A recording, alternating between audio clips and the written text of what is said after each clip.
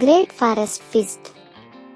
Great ಫಾರೆಸ್ಟ್ನ ಹೃದಯ ಭಾಗದಲ್ಲಿ ಎತ್ತರದ ಮರಗಳು ಆಕಾಶದ ಕಡೆಗೆ ತಲುಪಿದವು ಮತ್ತು ಗಾಳಿಯು ಪೈನ್ನ ಸಿಹಿ ಸುವಾಸನೆಯಿಂದ ತುಂಬಿತ್ತು. ಕಾಡಿನ ಜೀವಿಗಳ ಸಮುದಾಯವು ವಾಸಿಸುತ್ತಿತ್ತು.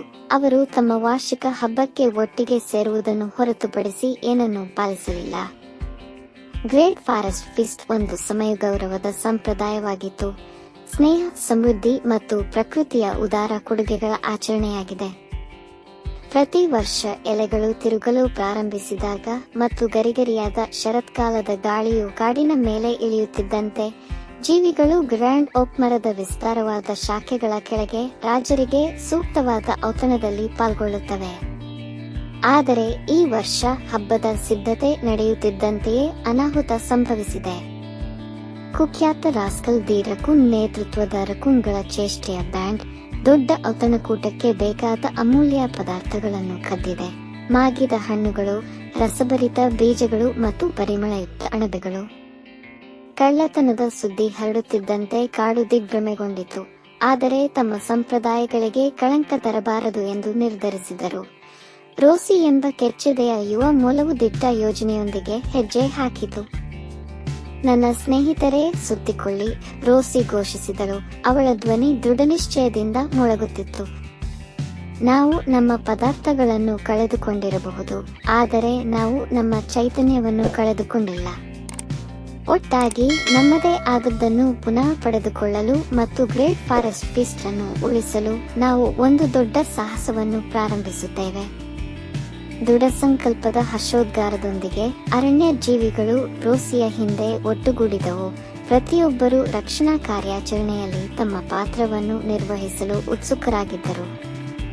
ಬೆನ್ನಿ ಕರಡಿ ಅವರ ಹಾದಿಯಲ್ಲಿನ ಅಡೆತಡೆಗಳನ್ನು ತೆರವುಗೊಳಿಸಲು ತನ್ನ ಶಕ್ತಿಯನ್ನು ನೀಡಿತು. ಆದರೆ ಆಸ್ಕರ್ ಗೂಬೆ ತನ್ನ ತೀಕ್ಷ್ಣ ದೃಷ್ಟಿಯನ್ನು ಬಳಸಿಕೊಂಡು ಕಳ್ಳ ರಕೂನ್ಗಳ ಚಿಹ್ನೆಗಳನ್ನು ಮುಂದೆ ಹುಡುಕಲು ಬಳಸಿತು. ದಟ್ಟವಾದ ಪೊದೆಗಳು ಮತ್ತು ಅಂಕುಡೊಂಕಾದ ಹಾದಿಗಳ ಮೂಲಕ ಧೈರ್ಯಶಾಲಿ ಸ್ನೇಹಿತರ ತಂಡವು ಪ್ರಯಾಣಿಸಿತು. ಅವರ ಹೃದಯಗಳು ಭರವಸೆ ಮತ್ತು ಧೈರ್ಯದಿಂದ ತುಂಬಿದವು. ದಾರಿಯುದ್ದಕ್ಕೂ ಅವರು ಸವಾಲುಗಳು ಮತ್ತು ಅಡೆತಡೆಗಳನ್ನು ಎದುರಿಸಿದರು.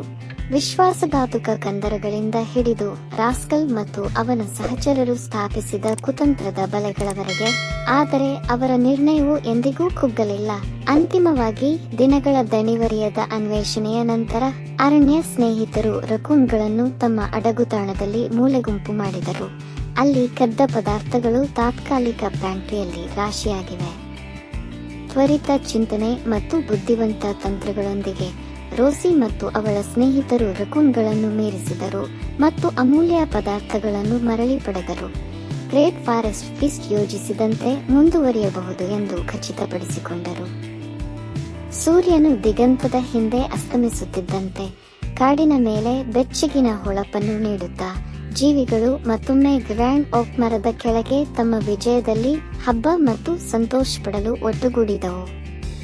ಮತ್ತು ಅವರು ಒಟ್ಟಿಗೆ ನಗುತ್ತಿದ್ದರು ಮತ್ತು ಹಾಡಿದಾಗ ಸ್ನೇಹ, ಏಕತೆ ಮತ್ತು ಗ್ರೇಟ್ ಫಾರೆಸ್ಟ್ ಫೀಸ್ಟ್ನ ಮಿತಿಯಿಲ್ಲದ ಮನೋಭಾವವನ್ನು ಎದುರಿಸುವಾಗ ಯಾವುದೇ ಅಡಚಣೆಯು ತುಂಬಾ ದೊಡ್ಡದಲ್ಲ ಎಂದು ಅವರಿಗೆ ತಿಳಿದಿತ್ತು.